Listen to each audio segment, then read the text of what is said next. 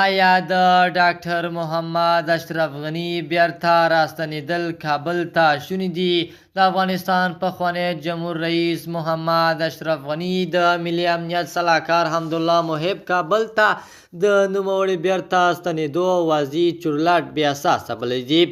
محب د سه شنبې په ورځ پر خپل ټویټر لیکلي چې جمهور رئیس غني د ټولو افغانانو لپاره پر یوې داسې تلپاتې سولې باور لري او ورته ژمن دی چې ارزښتونه پکې تر پښو لاندې نشي.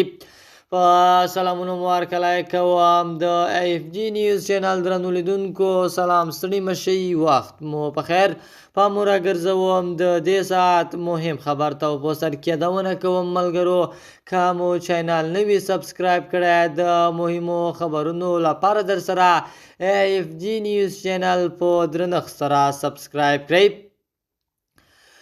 جمهور رئیس غني اوس هم د ولس د خیر لپاره د داسې اساسي بحث ملاتړ کوي چې هیواد د ټولو وګړو استازیتوب پکې وي. محب داسې مهال کابل ته د غني د ستنېدو واضح رد کړي چې وړاندې د پخواني جمهور رئیس ورور حشمت غني احمدزي په یوه مرکه کې ویلي وو چې افغانستان ته د غني د ستنېدو په اړه خبرې روانې دي.